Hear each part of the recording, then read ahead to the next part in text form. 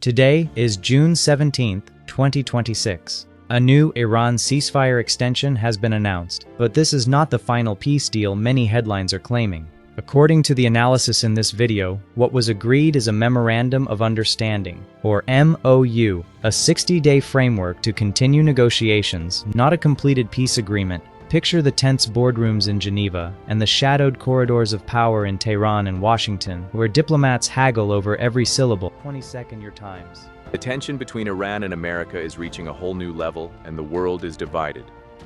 But the real question is, who do you stand with? America has official live voting open right now to see where the public support lies. If you love America and want to show your support, go to the description or the pinned comment right now. If you are using an Android, click the Android link, and if you are on an iPhone, click the iOS link. Just complete the quick 1-minute verification to make your vote count officially, and let's show the strength of America. Go vote now. Knowing that one misstep could reignite the flames of conflict that have simmered for decades across the Middle East.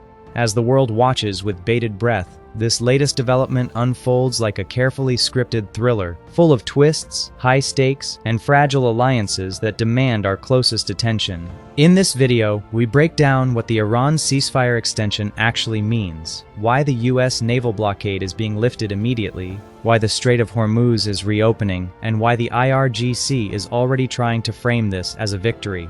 We also explain the growing confusion between political announcements, media headlines, and the actual terms of the agreement. The biggest issue is the nuclear file. Iran has agreed to discuss nuclear limits, but that is very different from agreeing to fully end its nuclear program. Trump has publicly promised that Iran will not obtain a nuclear weapon, while Iranian officials are already demanding frozen assets before negotiations begin.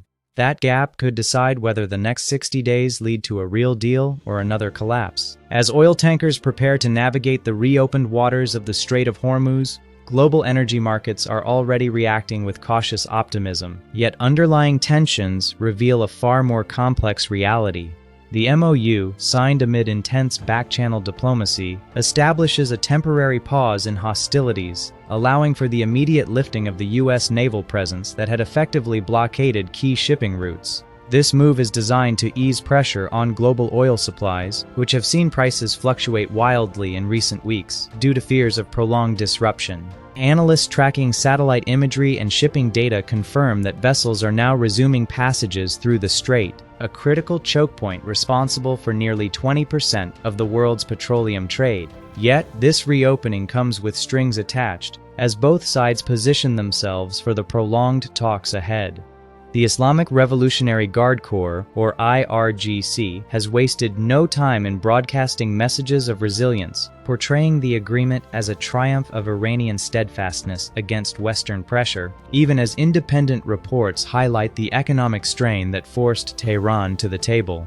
Delving deeper into the geopolitics, the role of Hezbollah cannot be overlooked in this unfolding drama. Israel's recent strikes in Lebanon have targeted key infrastructure linked to the group, creating ripples that extend far beyond the immediate battlefield. These actions, coordinated with broader US interests, aim to weaken proxy networks that Iran has long relied upon to project power across the region. Meanwhile, Pakistan's recent peace announcement adds another layer to the mosaic, signaling potential shifts in South Asian dynamics that could influence broader Islamic alliances. As we approach the June 19th Switzerland signing ceremony, expectations are tempered by the reality of deep-seated distrust. Iranian demands for the release of billions in frozen assets serve as a precondition, a move that tests the limits of American willingness to compromise without ironclad guarantees on the nuclear front. This situation is a masterclass in diplomatic tightrope walking, where every concession is measured against potential escalations. Energy markets, already sensitive to developments in the Middle East, are monitoring LNG flows and oil futures with intense scrutiny. The Hormuz reopening is expected to stabilize supplies in the short term, but experts warn that without a comprehensive resolution, volatility could return swiftly. In Ukraine and Russia, parallel conflicts continue to draw resources and attention, with Western allies balancing support for Kyiv against the need to address Iranian nuclear ambitions that could reshape global security paradigms. US-China relations remain a backdrop of strategic competition, as Beijing eyes opportunities in any power vacuum while maintaining its own energy import dependencies. Military movements in the Persian Gulf, including repositioning of naval assets, underscore the fragility of this pause. If you are finding value in this detailed daily breakdown, make sure to subscribe to the OK Samu channel for more in-depth geopolitical insights and timely updates that matter. The IRGC's internal hardline pressure is mounting, with factions within Iran pushing back against any perceived capitulation, framing the MOU as merely a tactical retreat rather than a strategic defeat. This internal dynamic complicates negotiations, as moderate elements in Tehran seek economic relief, while conservatives rally around narratives of resistance. The nuclear discussions outlined in the framework are preliminary at best, focusing on limits rather than dismantlement, a distinction that could prove pivotal. Trump's public stance leaves little room for ambiguity, insisting on verifiable steps to prevent weaponization. Yet the timeline of 60 days imposes urgency that both sides may exploit for leverage. As the narrative progresses, we see how media headlines often amplify optimism, contrasting sharply with the sober assessments coming from on-the-ground sources and leaked diplomatic cables. Confusion arises when political announcements outpace the actual text of the MOU, leading to mismatched expectations among allies and adversaries alike. Israel's security concerns, particularly regarding Hezbollah's rearmament capabilities post-strikes, add urgency to the regional equation. Lebanon remains a flashpoint, with ceasefire monitoring mechanisms being established, but enforcement proving challenging amid ongoing skirmishes. Pakistan's involvement hints at broader efforts to de-escalate across Muslim-majority states, potentially opening doors for future confidence-building measures. The Switzerland ceremony on June 19th is slated to formalize the extension, yet insiders caution it is largely ceremonial,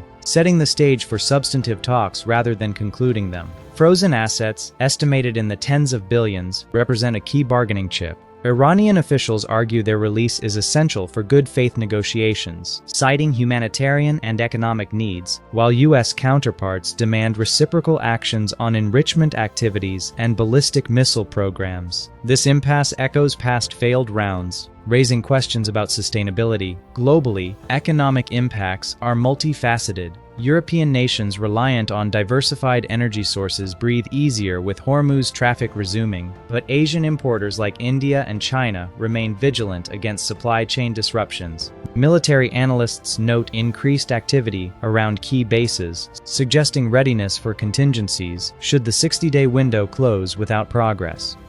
And if you are finding value in this detailed daily breakdown, make sure to subscribe to the OK Samu channel and hit the notification bell so you never miss critical updates on these evolving stories. The interplay between these elements paints a picture of cautious hope tempered by historical precedent. Past ceasefires in the region have often unraveled under the weight of unmet expectations, and this one carries similar risks.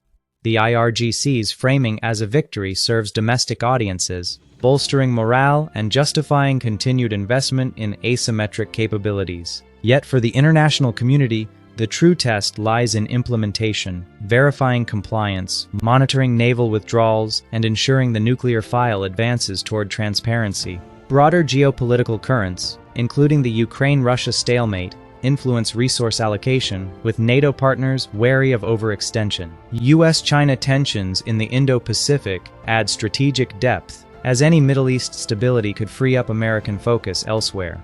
Energy prices, while stabilizing, reflect the interconnectedness of these theaters. A surge in LNG exports from Qatar and others compensates for potential Iranian shortfalls. Humanitarian considerations, from displaced populations in Lebanon to economic hardships in Iran, underscore the human cost driving diplomatic efforts. As talks loom, the demand for asset unfreezing before deeper engagement highlights asymmetries in negotiating power. This extension, while welcome, is no panacea. It buys time amid a landscape rife with proxy conflicts, nuclear shadows, and economic interdependencies. Observers tracking open-source intelligence, from vessel tracking data to official statements, emphasize the need for vigilance. The Strait of Hormuz's reopening is a tangible win for commerce. reducing insurance premiums for shippers and easing inflationary pressures worldwide. However, the underlying military postures, drones, missiles, and naval patrols, persist as deterrents. Hezbollah's diminished but resilient structure post-Israeli operations continues to factor into calculations, with Beirut's political scene reflecting these strains. Pakistan's announcement aligns with efforts to project stability, potentially facilitating backdoor channels involving Gulf states. The June 19th event in Switzerland will feature high-level delegations, but expectations are calibrated low, focusing on procedural agreements rather than breakthroughs. The nuclear gap remains the elephant in the room: discussions versus dismantlement. Trump's red line on weapons acquisition contrasts with Tehran's insistence on sovereign rights, setting up potential collision points. Internal IRGC dynamics reveal fractures, with hardliners advocating escalation options while pragmatists push for sanctions relief. As this chapter unfolds, the fragility is evident. Markets may rally on headlines, but sustained peace requires addressing root causes, trust deficits, ideological divides, and power balances. Global news cycles capture the drama, yet the devil resides in implementation details often glossed over. Energy security, from oil benchmarks to LNG contracts, hinges on this framework holding. Geopolitical watchers note parallels to prior accords, where initial optimism faded into renewed crises. Military movements, though de-escalatory in rhetoric, maintain readiness postures across fleets and air wings. The coming weeks will test commitments, with verification regimes under scrutiny. Frozen assets negotiations could unlock economic pathways, but risk rewarding intransigence if not paired with verifiable curbs. Hezbollah's role, intertwined with Iranian support, adds layers of complexity to Lebanese stability. Israel's defensive posture evolves in response, balancing strikes with diplomatic overtures. Overall, this MOU represents a tactical interlude in a strategic saga, one where curiosity about outcomes drives informed analysis.